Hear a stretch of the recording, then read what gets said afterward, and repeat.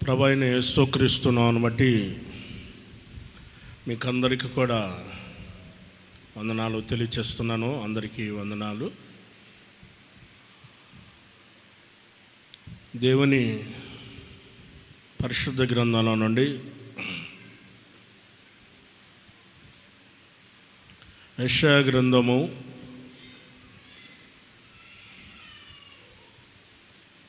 66వ అధ్యాయము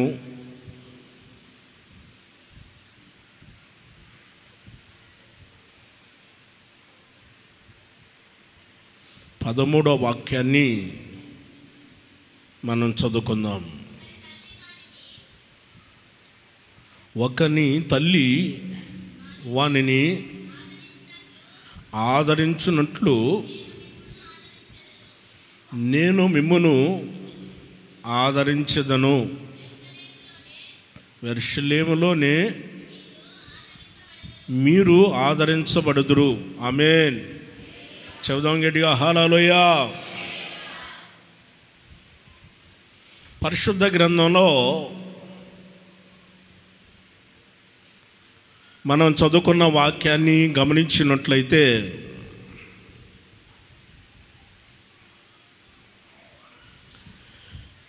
దేవుడైన యెహోవా ఆనాడు తన ప్రజలతో మాట్లాడుచు ఆయన చెప్పిన యొక్క మాట, ఒకని తల్లి వానిని ఆదరించున్నట్లుగా నేను మిమ్మును ఆదరిస్తాను. అది ఎక్కడా అనంటే యెరూషలేములో నేను మిమ్మల్ని ఆదరిస్తాను. యెరూషలేములో మీరు ఆదరించబడతారు. ఆమేన్. చెబుదాం గట్టిగా హల్లెలూయా.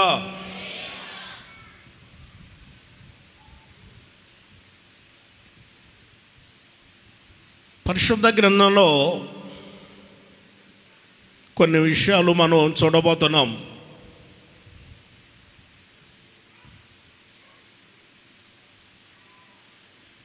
క్రీస్తునందు ప్రియ దేవుని బిడ్డలారా,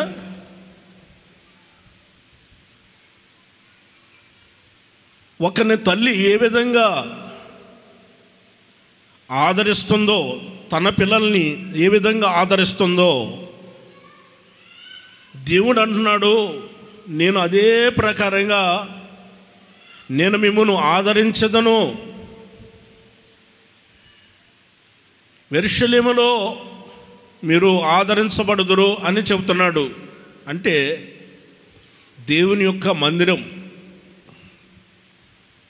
లేక దేవుని యొక్క సన్నిధి, దేవుని మందిరం, దేవుని యొక్క సన్నిధి, అక్కడ మీరు ఆదరించబడతారు. ఏ కష్టం వచ్చినా మా అమ్మగారింటికి వెళుతున్నాం అని అంటారు. ఏ బాధ వచ్చినా, ఎలాంటి కష్టం వచ్చినా, ఒకరోజు 2 రోజులు ఉండేసి వస్తాను, మా అమ్మగారింటికి పోవాలి అని మాట్లాడతారు. ఎందుకని అమ్మగారింటికి ఎందుకు వెళ్ళాలి అని అంటే, అమ్మ ఆదరిస్తుంది. అమ్మ ఆదరించినట్లుగా ఎవరు ఆదరించలేరు. ప్రపంచంలో ఎవరి దగ్గరికైనా వెళ్ళండి, సామాన్యమైన వాళ్ళైనా సామంతులైనా, వాళ్ళు ధనికులైనా దరిద్రులైనా, ఎలాంటి వారి దగ్గరికైనా వెళ్ళండి, కానీ వారి వలన ఆదరించబడటం అనేది కలగదు.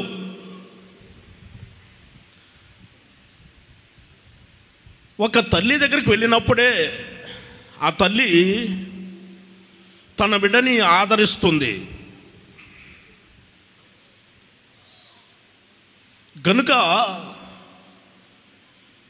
ప్రతి మనిషి కూడా తను ఆదరణ కోరుకుంటారు. ఆదరించబడాలని తను ఎప్పుడూ కూడా ఆదరణ కలిగి ఉండాలని కోరుకుంటారు. జీవితంలో ప్రతి మనిషి కూడా ఏదో ఒక సమస్యలు వస్తూనే ఉంటాయి. సమస్యలు రాని వాళ్ళు ఎవరి భూమి మీద లేరు. ప్రతి ఒక్కరు కూడా ఏదో ఒక సమస్య ఎదురవుతుంది. అలాంటి సమయంలో మరి ఒక ఆదరణ కావాలి, ఆదరించబడాలి అనంటే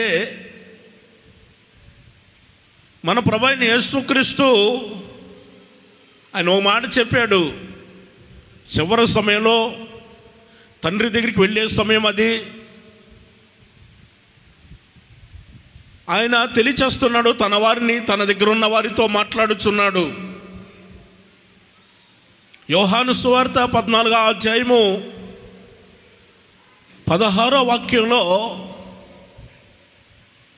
ఆయన ఆ విషయాన్ని తెలియచేస్తున్నాడు. నేను తండ్రిని వేడుకొందును, మీ వద్ద ఎల్లప్పుడూ ఉండుటకై ఆయన వేరొక ఆదరణకర్తను పంపించును, అనగా సత్యస్వరూపియగు ఆత్మ మీకు అనుగ్రహించును. ఆమేన్, హల్లెలూయా. పరిశుద్ధ గ్రంథంలో మనం చదువుకున్న వాక్యాన్ని గమనించినప్పుడు రాయబడి ఉన్న ఆ వాక్యం ఏమిటనంటే, యేసయ్య చెబుతున్నాడు, నేను తండ్రిని వేడుకుంటాను. తండ్రిని వేడుకున్నప్పుడు తండ్రి వేరొక ఆదరణకర్తను పంపిస్తాడు. ఆదరణకర్త అయి ఉన్న దేవుడు ఆయన మీ వద్ద ఎల్లప్పుడూ ఉండుటకై ఆయన పంపిస్తాడు. ఆయన వస్తాడు. ఆయన ఒక రోజు కాదు, 2 రోజులు కాదు, సంవత్సరం కాదు, 2 సంవత్సరాలు కాదు, ఎల్లప్పుడూ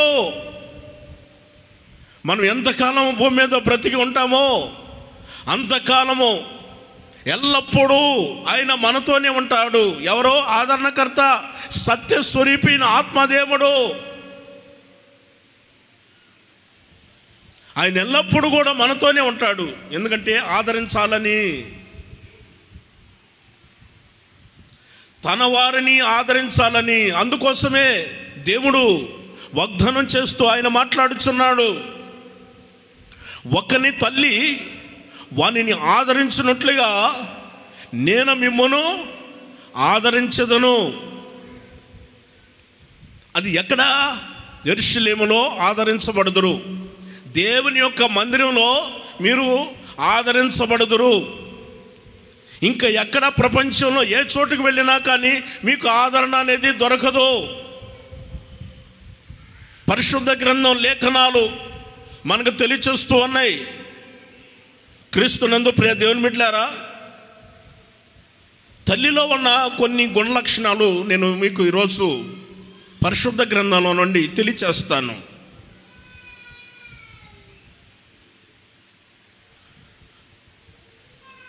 చాలా ఉన్నాయి. తల్లిలో చాలా గుణ లక్షణాలు ఉన్నాయి, కానీ వాటిలో కొన్ని మాత్రమే మీకు తెలియచేస్తాను. ఒకని తల్లి వాడిని ఆదరించినట్లుగా నేను మిమ్మల్ని ఆదరిస్తానని దేవుడు మాట్లాడాడు. మొదటిగా యెషయా గ్రంథము 49వ అధ్యాయము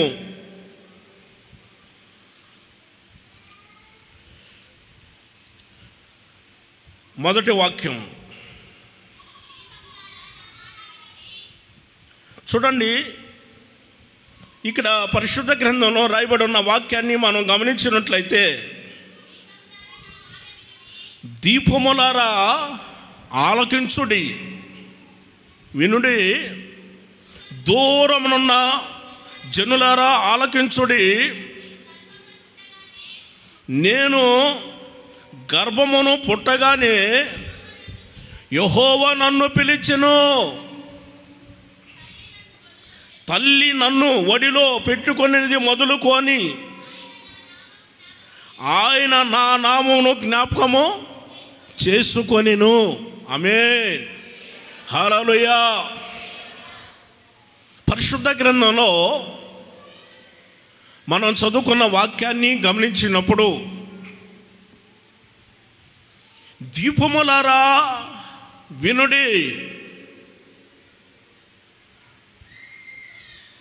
దూరనున్న జనులారా ఆలకించుడి, నేను గర్భము నుండి నేను పుట్టగానే యెహోవా నన్ను పిలిచెను. తల్లి నన్ను ఒడిలో పెట్టుకొనిది మొదలుకొని ఆయన నా నామమును జ్ఞాపకం చేసుకున్నాడు అన్న విషయాన్ని తెలియచేస్తున్నాడు. Praise the lord. ఇక్కడ చదువుదాం, హల్లెలూయా.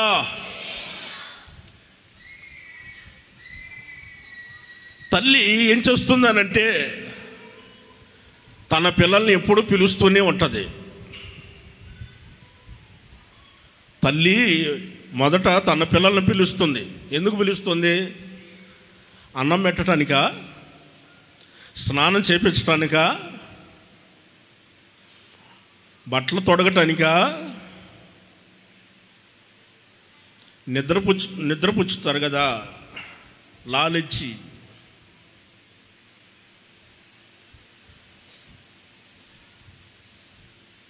ఇలా లాలించి నిద్రపుచ్చుతారు కదా. తల్లి ఎందుకు పిలుస్తుంది? తల్లి పిలిచేదానికి ఒక కారణం ఉంటుంది. తల్లి తన బిడ్డల్ని పిలుస్తుంది అని అంటే ఒక కారణం ఉంటుంది. ఏదో ఒక పని చెప్పాలి, ఏదో ఒక మాట చెప్పాలి, తనకు ప్రయోజనకరమైన విషయాలు తెలియచేయాలని తల్లి తన బిడ్డల్ని పిలుస్తుంది.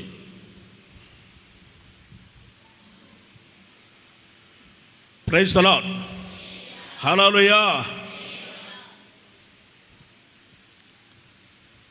చూడండి, పరిశుద్ధ గ్రంథంలో మనం గమనించినట్లయితే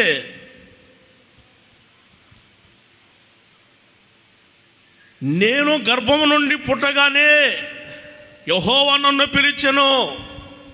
ఒకని తల్లి వానిని ఆదరించినట్లుగా నేను మిమ్మను ఆదరిస్తాను అని చెప్పిన దేవుడు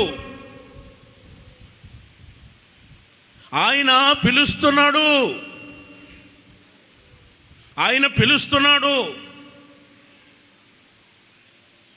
ఒకటి శరీర సంబంధమైన విషయాలు, రెండోది పర సంబంధమైనది. గమనించండి, ఒకటి శరీర సంబంధమైనది, రెండోది పర సంబంధమైన విషయాలు నేను మీకు తెలియచేస్తున్నాను. తల్లి తన బిడ్డల్ని పిలుస్తుంది. అదే ప్రకారంగా దేవుడైన యెహోవా మనల్ని కూడా ఆయన పిలుస్తున్నాడు. అన్నాడు అబ్రహాముని దేవుడు పిలిచాడు. ఆదికాండము 12వ అధ్యాయము మొదటి 2 వాక్యాలు మనం గమనించినప్పుడు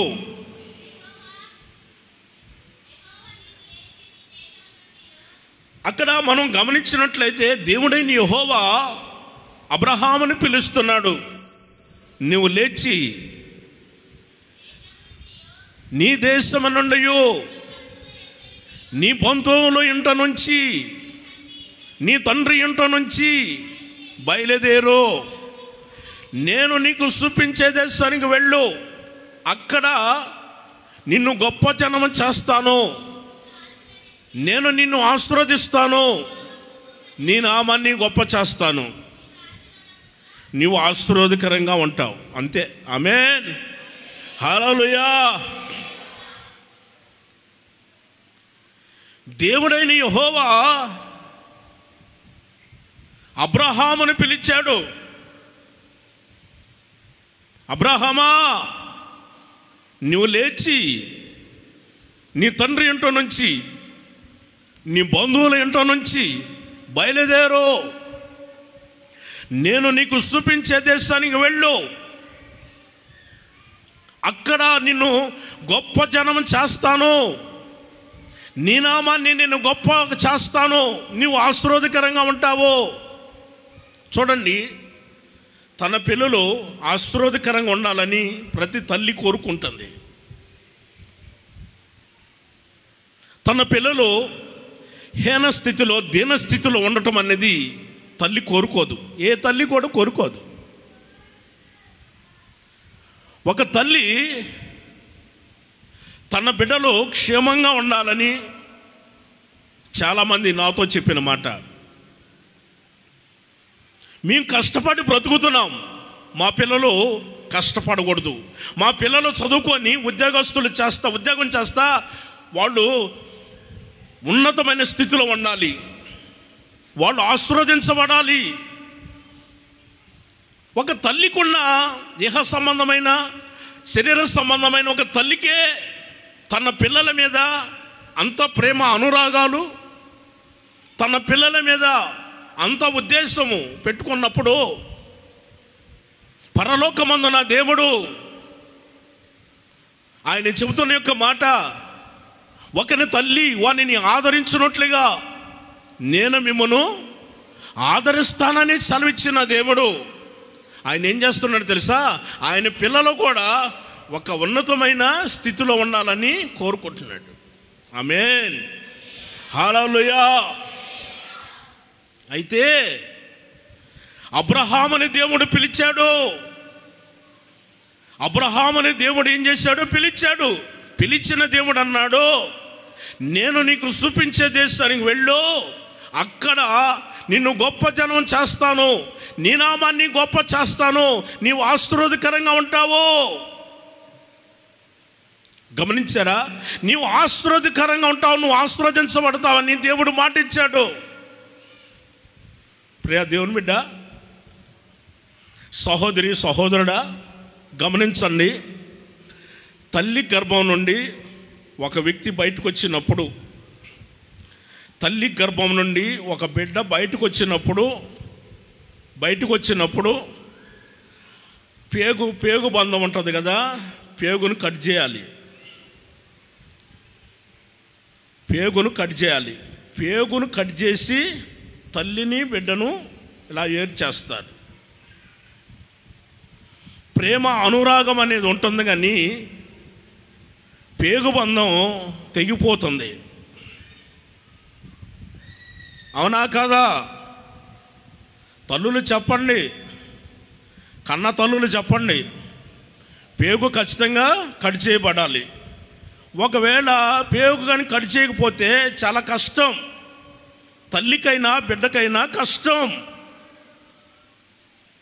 చాలా ఇబ్బంది, చాలా కష్టం. అలాగనే మనం లోకము నుండి ప్రత్యేకించబడాలి, వేరు చేయబడాలి. మనం వేరు చేయబడి రక్షణ పొందాలి, బాప్తిస్మం తీసుకోవాలి, రక్షణ పొందాలి, బంధము కట్ చేయబడాలి. లోక సంబంధమైన ఆచారాలు, లోక సంబంధమైన మూఢనమ్మకాలు, లోక సంబంధమైన విషయాలు ఏదైనా ఉంటే వాటిని వెంటనే కట్ చేయాలి.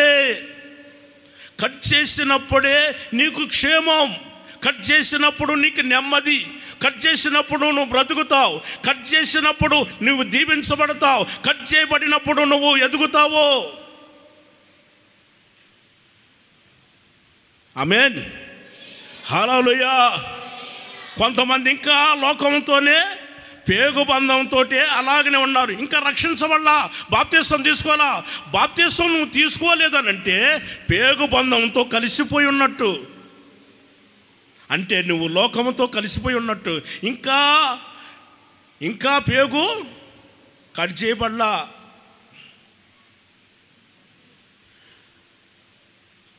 పేగు బంధాన్ని కట్ చేసినంత మాత్రాన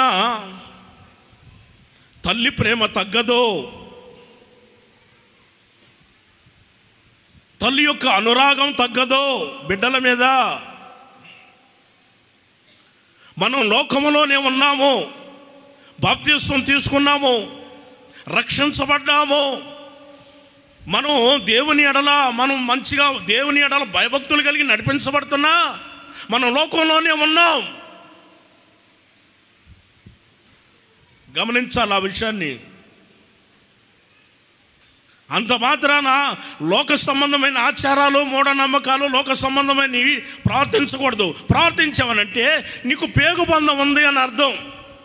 పేగుబంధం ఉన్నదే, అది కట్ చేయబడలేదని అర్థం.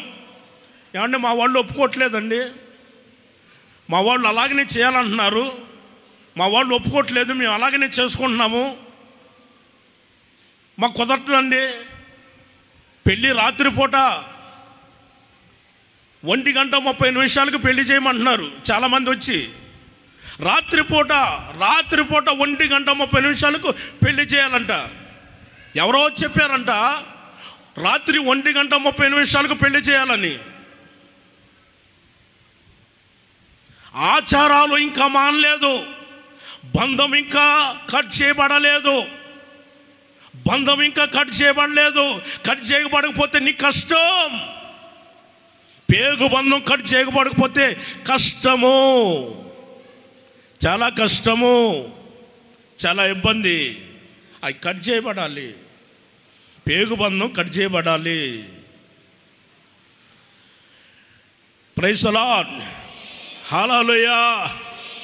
యెషయా ప్రవక్త ఆయన మాట్లాడుచున్నాడు, నేను గర్భము నుండి పుట్టగానే యెహోవా నన్ను పిలిచెను. పుట్టగానే పిలిస్తే పిల్లోడు పలుకుతాడా? ఈ పిల్లవాడు మాట్లాడతాడా? ఒక్కసారి ఆలోచన చేయండి. నేను తల్లి గర్భంలో నుండి పుట్టాను అని చెబుతున్నాడా? అక్కడ రాస్తుంది. మరలా ఏమని రాస్తుందంటే తల్లి ఒడిలో యెహోవా నన్ను పిలిచెను. తల్లి తన ఒడిలో పెట్టుకున్నదంట. ఆయన నా జ్ఞాపకం చేసుకున్నాడు, నామం, నా యొక్క నామాన్ని జ్ఞాపకం చేసుకున్నాడు. తల్లి ఇలా ఒడిలో పెట్టుకుని ఉంటే, తల్లి ఒడిలో పెట్టుకుంటుంది. తల్లి తను భారమని, తన కష్టమని ఎప్పుడూ తలంచలేదు. ప్రతి తల్లి తన పిల్లలు ఏ రోజు కూడా కష్టమని, నష్టమని, బాధని ఏ రోజు కూడా అనుకోలేదు. వాళ్ళని అలాగనే మోసారు, ఒడిలోనే పెట్టుకున్నారు, ఆ ఒడిలోనే పెట్టుకున్నారు. ఆ తల్లి ఎంతగా పెంచిందో ఒకసారి ఆలోచన చేయండి. చిన్న పిల్లలు, యవనస్తులైన పిల్లలు కాస్త ఆలోచించండి. తల్లిదండ్రులు మీ మీద ఎన్ని ఆశలు పెట్టుకున్నారు, తల్లిదండ్రులు మీ మీద ఎన్ని కలలు కన్నారు. ఒక తల్లి నిన్ను పెంచి గొప్ప చేసిందే, కానీ తల్లిదండ్రుల మీద ఈ రోజున ఎదురు తిరుగుతున్నారు యవనస్తులైన పిల్లలు. రెక్కలు వచ్చినాయి ఈ రోజున, రెక్కలు వచ్చితే ఇక ఎగిరిపోవాలని. రెక్కలు రానప్పుడేమో పక్షి పిల్లలు నోరు తెరుస్తూ ఉంటుంది, తల్లి రాగానే నోరు తెరుస్తూ ఉంటుంది కదా. దానికి రెక్కలు వచ్చినాయి అనుకోండి, ఎగిరిపోతుంది. ఎక్కడ పోయిందో కూడా తెలియదు, ఏ చోట ఉంటుందో కూడా తెలియదు.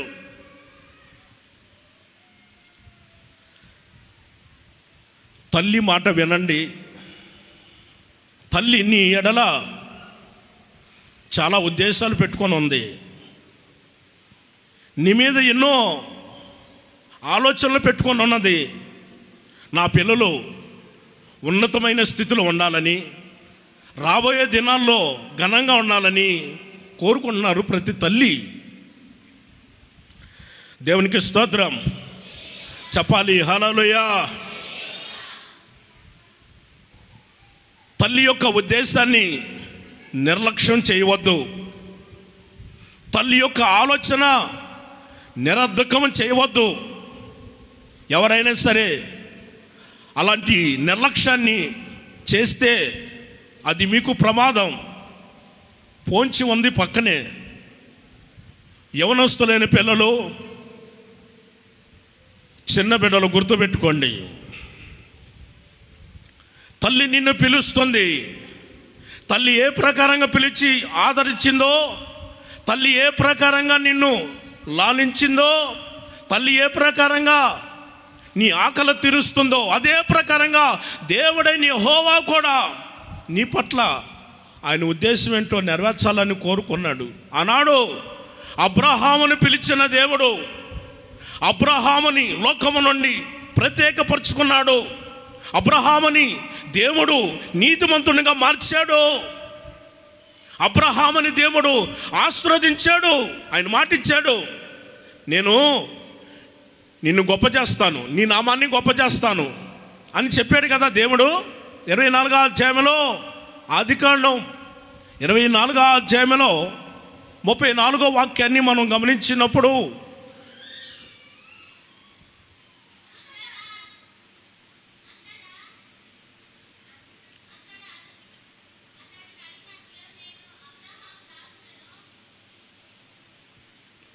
అబ్రహాము దాసుడును యెహోవా నా యజమాన్ని బహుగా ఆశీర్వదించును గనుక అతడు గొప్పవాడాయను. అదిగో వెండి బంగారాలు దాసదాసీలు సమస్తం అన్నీ కూడా అబ్రహాముకి అనుగ్రహించబడ్డాయి. దేవునికి స్తోత్రం చదుదాం. హల్లెలూయా.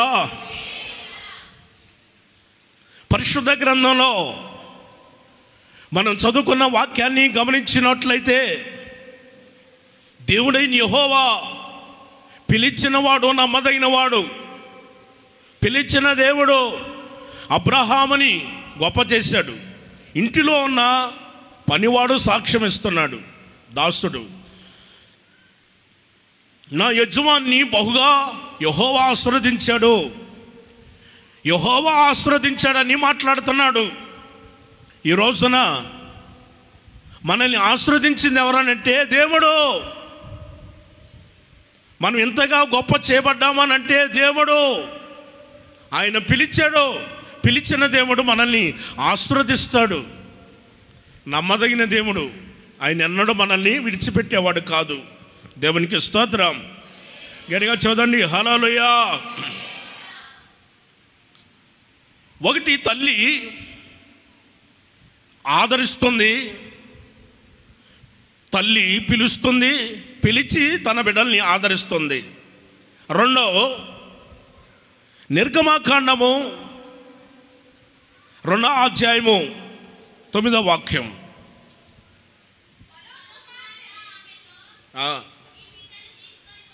తీసుకొని పోయి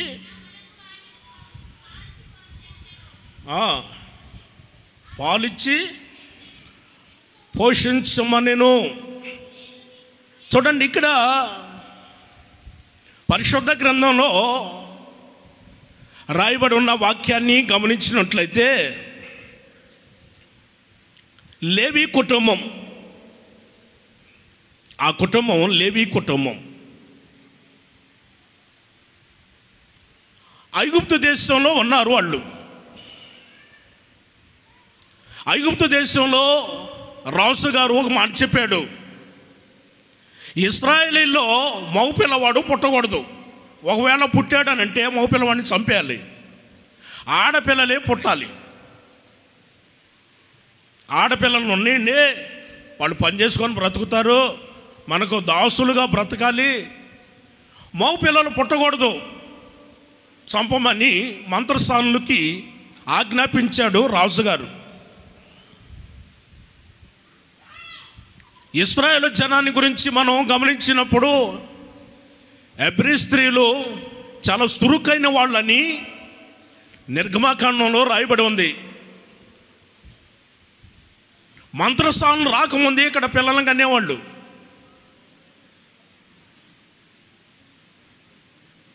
ఒక రోజున లేవి కుటుంబస్తులు ఏం చేశారంటే,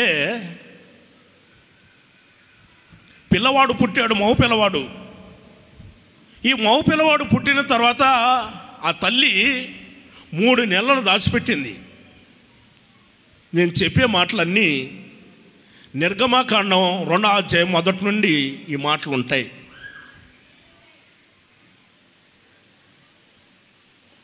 ఆ తల్లి ఏం చేసిందానంటే 3 నెలలు దాచిపెట్టింది. ఆ 2వ వాక్యం నుండి, 2వ అధ్యాయం 2వ వాక్యం నుండి.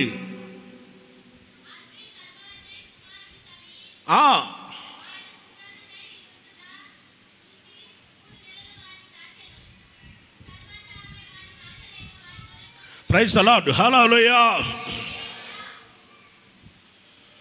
పరిశుద్ధ గ్రంథంలో మనం చదువుకున్న వాక్యాన్ని గమనించినట్లయితే 3 నెలలు దాచిపెట్టింది, 3 నెలల తర్వాత దాచిపెట్టలేకపోయిందని రాస్తుంది అక్కడ. ఎందుకంటే 3 నెలల వరకు పిల్లలు బాగానే ఉంటారు. 3 నెలలు దాటిందంటే చాలు వాళ్ళు పెద్ద పెద్ద కేకలేస్తారు. 10 ఇళ్ళ కనపడతాయి ఇక్కడ అరిస్తే. చిన్నపిల్లోడప్పుడు అంతగా ఉండదు, కానీ 3 నెలలు దాటిన తర్వాత వద్దు అని మనం చెప్పినా వాళ్ళకి అర్థం కాదు. అరవద్దు నాన్న, చెప్పేది విన్నానా, గోల చేయకూడదు నాన్న అని మీరు మాట్లాడండి, అయినా కానీ పెద్దగా అరుస్తారు. వారికి తెలియదు, సామాన్యంగా వారికి తెలియదు. కానీ ఆ తల్లి బిడ్డ కానీ తెలిస్తే, మగ పిల్లవాడు అనేది తెలిస్తే వెంటనే సైనికులు వచ్చి చంపేస్తారు. ఆ తల్లి తన కుమారుని కాపాడుకోవాలని ఎంతగా ఆరాటపడుతుందో చూడండి. తన పిల్లవాడి కొరకు ఒక జమ్ము పెట్టే ఒకటి తయారు చేసి ఆ తల్లే వెంటనే అక్కడ జిగటమన్ను పోసి, కీలును కూడా పోసి ఒక పెట్టె బాక్సు, ఆ బాక్సులో పిల్లవాడిని పెట్టి ఆ ఏటి ఒడ్డున ఆ జమ్ములో పెట్టి పిల్లవాడిని దాచిపెడుతుంది. జమ్ము ఇంత ఎత్తున ఉంటుంది. ఆ జమ్ములో పెట్టేసింది, పెట్టెలో పెట్టేసింది, పెట్టె మూతేసింది. 3 నెలలు దాటిన పిల్లోడు కదా, కేకలు వేస్తున్నాడు, పెద్దగా అరుస్తున్నాడు. ఎందుకు? ఆకలి అవుతుంది. పిల్లవాడికి ఆకలి అయ్యి అరుస్తున్నాడు. అదే సమయంలో రాజుగారి యొక్క కుమార్తె వారు అక్కడకు ఏటి ఒడ్డుకు వచ్చారు. ఆ రోజుల్లో వారు అక్కడ స్నానాలు చేసేవారు. అక్కడికి వస్తే ఏదో కేకలేని పడతనే చూడమని పని వాళ్ళని పంపించింది. రాజుగారి కుమార్తె పంపిస్తే, అమ్మగారు చెప్పు, జమ్ములో ఒక పెట్టి కనపడుతుంది, అయితే తీసుకురండి. ఆ పెట్టెని తీసుకొని వచ్చిన తర్వాత మోద్ది చూస్తే చక్కటి పిల్లవాడు, అందంగా ఉన్నాడు పిల్లవాడు, ఆడుకుంటా సంతోషంగా కనపడ్డాడు. అప్పుడు ఫరో కుమార్తె, ఆహా, ఈ పిల్లవాడిని నేను పెంచుకుంటాను అని చెప్పి ఆ పిల్లవాడిని ఇంటికి తీసుకొని వచ్చింది. ఇంటికి తీసుకొని వచ్చి ఆ పిల్లవాడిని పోషించాలి కదా, ఇప్పుడు ఏం చేయాలి, ఎలా అని ఆలోచన చేస్తా ఉంటే పనివాడు చెప్పారమ్మా, ఒక ఆమె ఉన్నది, హెబ్రీ స్త్రీలో ఒక ఆమె ఉన్నది, ఆమెను తీసుకొని వచ్చామా. ఆ మాట చెప్పింది ఎవరు? మోషే గారు అక్కే చెప్పింది, మిర్యాము చిన్న ఆమె, అప్పుడు చిన్నది. వెళ్ళి చెప్పింది, నీ పిల్లవాడికి పాలు ఇచ్చి పెంచేదానికి ఒక ఆమెను తీసుకొని వస్తాను అని అంది. అది సరే తీసుకురమ్మన్నది. వెంటనే పోయి కన్న తల్లినే తీసుకొని వచ్చింది. ఆ తల్లి రాగానే ఫరో కుమార్తె చెప్పింది, నా కోసం ఈ పిల్లవాడిని పాలిచ్చి పెంచాలి అని చెబుతుంది. మనం చదివాం కదా 9వ వాక్యం, అక్కడ ఆ మాట రాసి ఉంటుంది.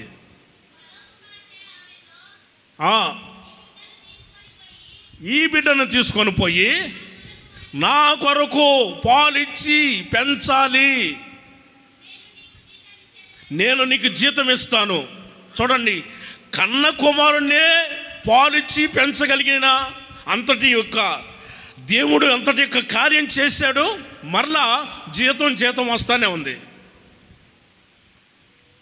దేవుడు ఆయన ఆలోచన అండి, ఆయన సంకల్పం అది. ఒక విషయాన్ని గమనించండి. నేను ఎందుకు ఈ మాట చెప్పానంటే, తల్లి తన బిడ్డల్ని పోషిస్తుందండి. తల్లి తన బిడ్డల్ని పోషిస్తుంది. మొదట చిన్నపిల్లలప్పుడేమో పాలిచ్చి వారిని పెంచుతుంది, పోషిస్తుంది. పిల్లలు కాస్త పెద్ద అయిన తర్వాత వాళ్ళకి చిన్నగా అన్నం పెట్టడం మొదలు పెడుతుంది. చిన్నగా అన్నం పెడతా ఉంటుంది. టైం ప్రకారంగా అన్నం పెడుతుంది. వాళ్ళకి ఏది కావాలంటే తీసుకొచ్చేసి తల్లి అన్నీ ఏర్పాటు చేస్తుంది. తండ్రి అంటే పనికి వెళ్ళిపోతాడు. తండ్రి ఎప్పుడో వస్తాడు, ముద్దు పెట్టుకుంటారు, మురిచిపోతుంటాడు, ఎప్పుడో వస్తాడు. కానీ తల్లి మాత్రం 24 గంటలు తన పిల్లల మీద ఆ ప్రేమ అనురాగాలు చూపిస్తూనే ఉంటుంది. అది గుర్తుపట్టాలి యవనస్తులైన పిల్లలు. ఈ రోజుల్లో మరీ ప్రేమలో దోమలు ఎక్కువైపోయినాయి.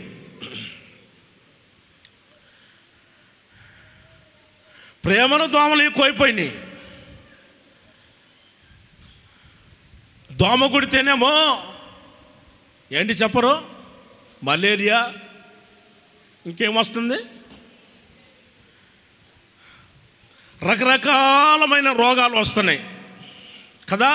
దోమ కుడితే ప్రేమ పుట్టినా కానీ అలాగనే వస్తుంది.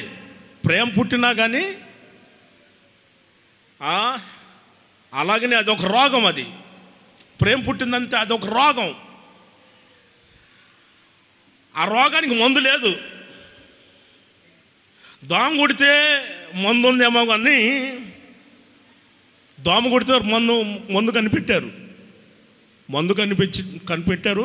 అవి వాడుతున్నారు కూడా చాలామంది. ప్రేమ పుట్టిందనంటే దానికి మందు లేదు. ఎంతసేపటికి అదే ప్రేమ. ఈ తామర గజ్జొచ్చిన వాళ్ళకి రోగం వచ్చిన వాళ్ళు ఉంటుంది, గుచ్చుకుంటూ ఉంటారే. ఈ ప్రేమ పుట్టిన వాళ్ళు కూడా ఎక్కడ చూసినా వాళ్ళే కనపడుతుంటారు. ఏ చోట చూసినా వాళ్ళే కనపడుతుంటారు. గిచ్చుకుంటా సైకిల్ చేసుకుంటా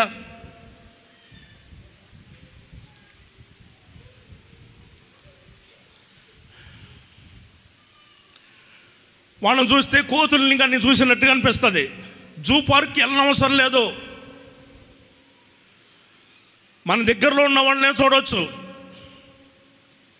వాళ్ళు సైకిల్ చేసుకుంటా ఉంటే ప్రేమ పుట్టినోళ్ళు, లోక సంబంధమైన ప్రేమలు ఉండి ఆ ప్రేమ పుట్టినోళ్ళు మనం చూస్తే జూ పార్క్కి వెళ్ళనవసరం లేదు.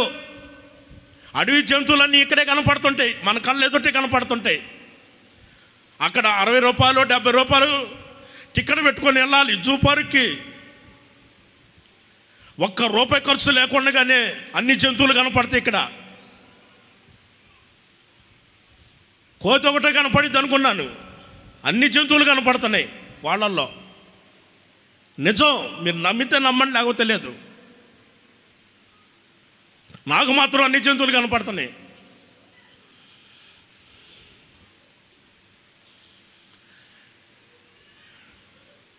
కాదండి, తల్లి ప్రేమతో పెంచింది కదా, కన్న తల్లి ప్రేమతో పెంచింది కదా. చిన్నప్పుడు పాలు ఇచ్చింది, ఏనాడు కూడా పనికి మాలినోళ్ళు అని చెప్పేసి ఇస్త్రీ కొట్టిందా? శుభ్రం చేసుకుంటుంది, శుభ్రంగా కడుగుతుంది, శుభ్రంగా స్నానం చేపిస్తుంది. శుభ్రంగా తుడుస్తుంది, మళ్ళీ ముద్దు పెట్టుకుంటుంది, కౌగిలించుకుంటుంది.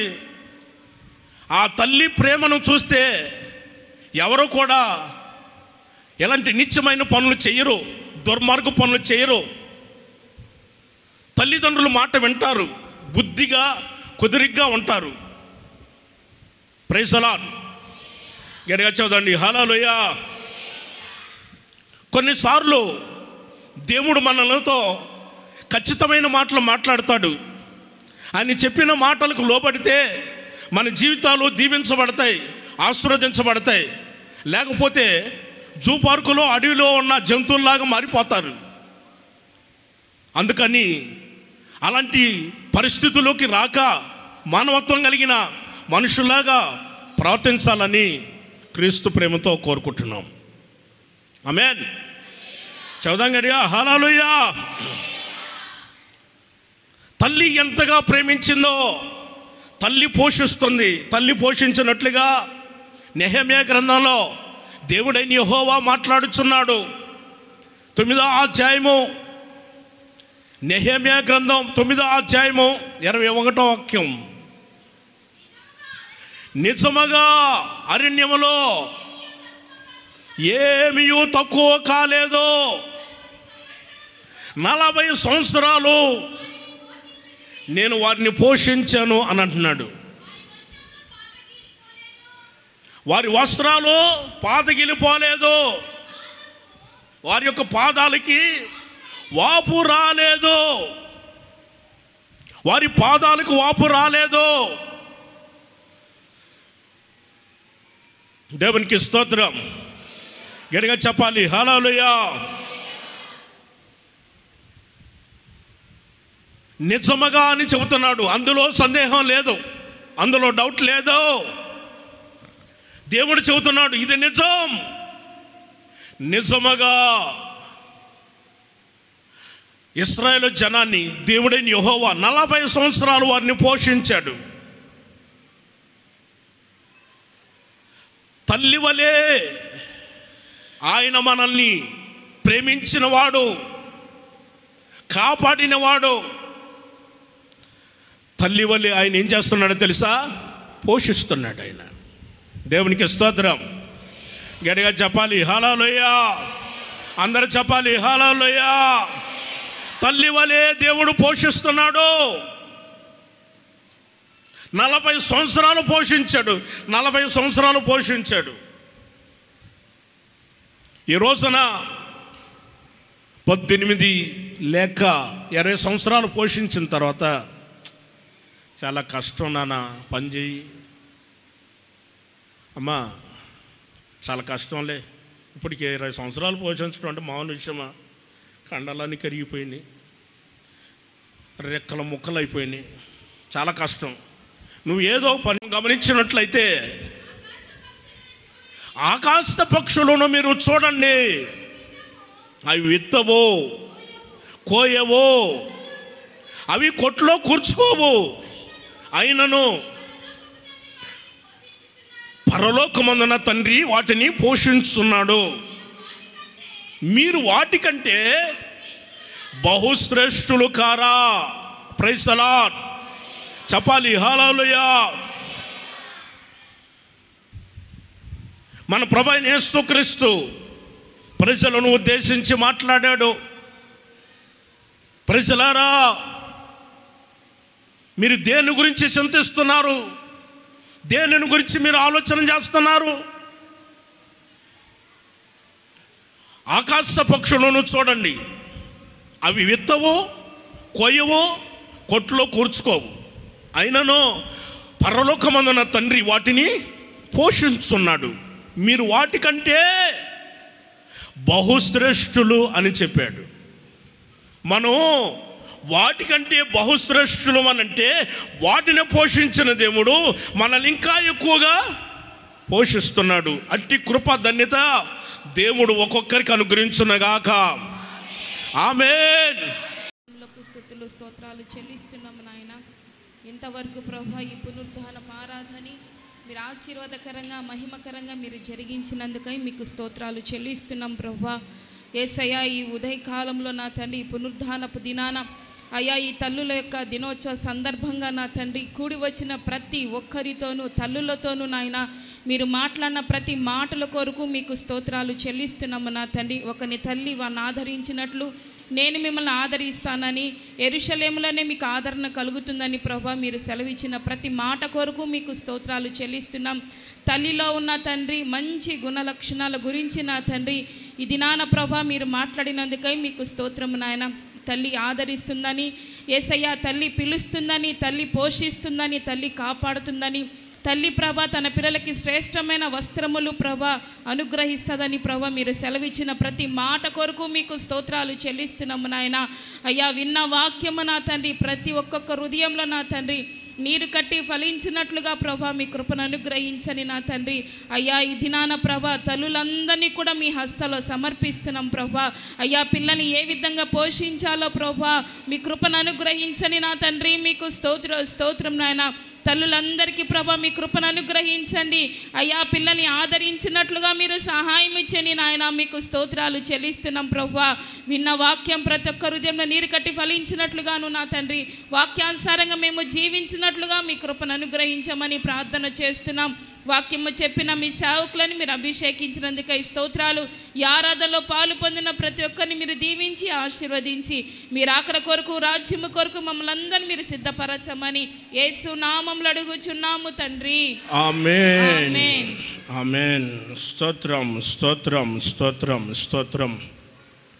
మన ప్రభు అయిన యేసుక్రీస్తు వారి యొక్క కృపయు తండ్రి అయిన దేవుని యొక్క ప్రేమయు పరిశుద్ధాత్మిక సహవాసము ఇప్పుడు ఎల్లప్పుడూ సదాకాలము మనకును ప్రభువునందు కొనసాగుతున్న ప్రతి ఒక్కరిని కూడా ప్రభు ఆదరించి ఆ రాజ్యానికి ప్రభు ఒక్కొక్కరిని సిద్ధపరుచునగాక.